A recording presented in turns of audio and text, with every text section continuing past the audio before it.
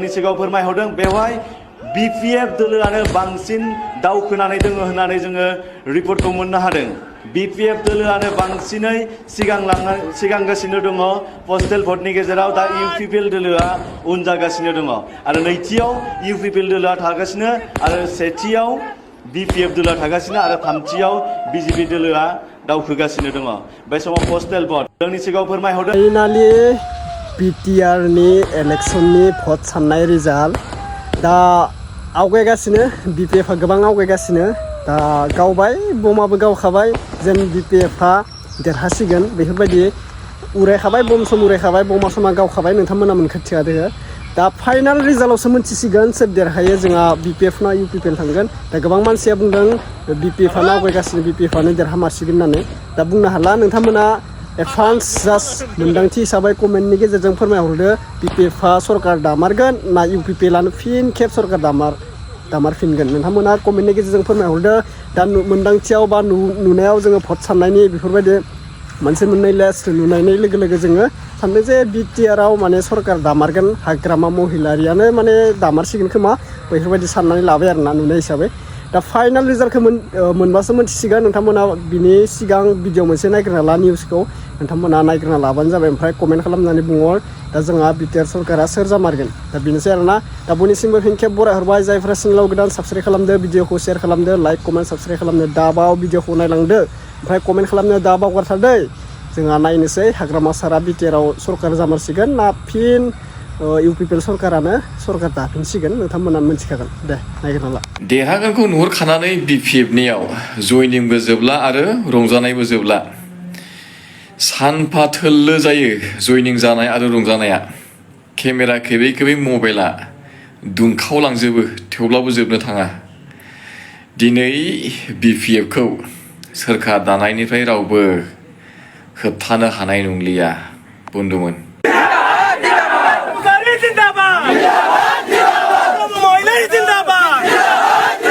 আবার 12টা সিট পাইছিল এবার থেকে 5.5টার ভিতরে 8টি যাব কোনো পর্যায়ে থেকে জিতবে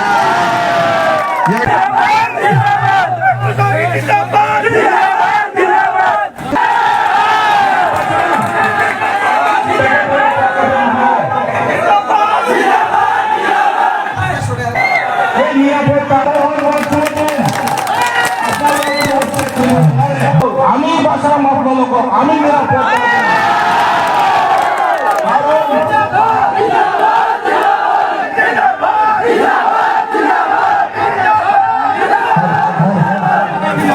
আপনারা নিরাপত্তা আমি দিন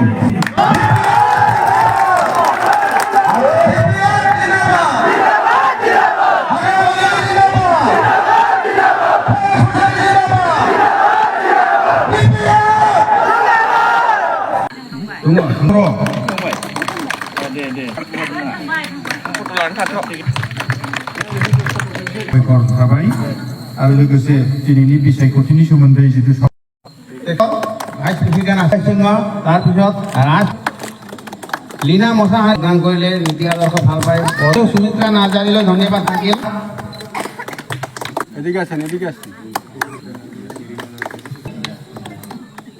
ধন্যবাদ থাকিল হৰিজন মইনা হৰিজন তনামতী হৰিজন বাসন্দ হরিজন লক্ষ্মী হরিজন মদন হরিজন নমজ হরিজন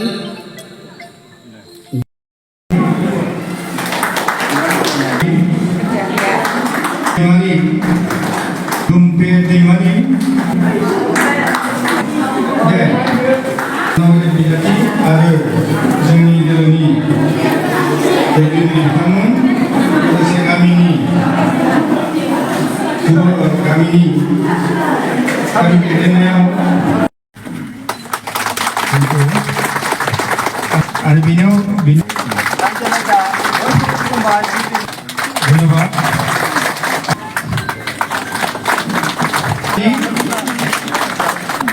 भाग्यश्री दैमारी आबजन सेरजुना दैमारी नयनी दैमारी किसान अनजालि सुगुनारी जोङो मोनसे कमिटि बावहरनाय जाबाय बयखौबो गोजोननाय बिनि उनाव दोलोनिफ्राय बिथांमोननि नामखौ गायनानै होनो रुपन एबिखौ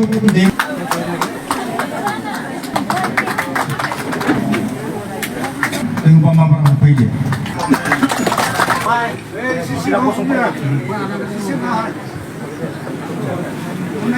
आरो बेनिफ्राय गासैबो रायजो राजाफोरखौ दिनै बे मोजां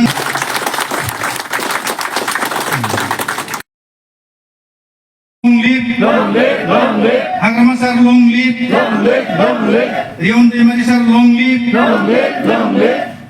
BPF लं लिभ BPF लं लिभ गोजोन्थों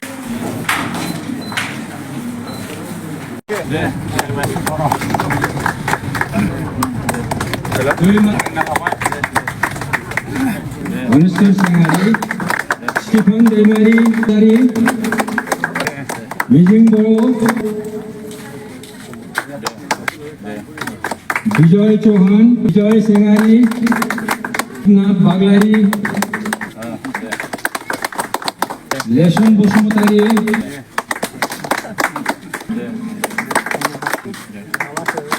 इपि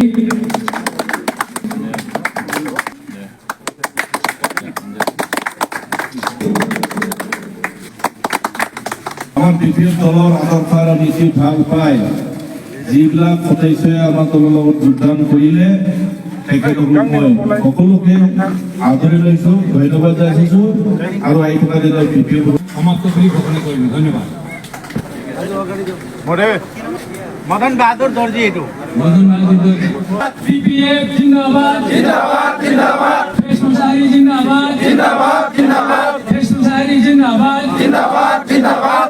जिंदाबाद जिंदाबाद आराम महिला जिंदाबाद जिंदाबाद जिंदाबाद सोरंग बोरो जिंदाबाद जिंदाबाद जिंदाबाद सोरंग बोरो जिंदाबाद जिंदाबाद जिंदाबाद फेसमुसारी जिंदाबाद जिंदाबाद जिंदाबाद डिस्ट्रिक्ट कमिटीको बाहिर BPF दलमा योगदान गर्नुहुँदैछ उहाँलाई धन्यवाद छ उहाँलाई धन्यवाद त्यहाँलाई तेखतकोलाई ईश्वर बहादुर कार्की धन्यवाद दिनन बरो तेखतर नेतृत्व धन्यवाद तेखतলৈ गोविंद डेकाলৈ अजय बसुमतारी सोनिया राजेन डेका नयन ज्योति डेका धन्यवाद আজি যিসকল আমাৰ गण्यमान्य UPPLनि अफिसा नै सासे मानसि गैया बेनोसै भिडिअआ नोंथांमोना नुखाबाय दा देरहामारगोना रोखाखा आंनि बायदिब्लाना BPF-आनो दे जय जाथोंसै आरोना BPF-आनो देरहामारथोंसै 5 इयार्स सरकार दामाथोंसै BPF-आनो थिग दोङो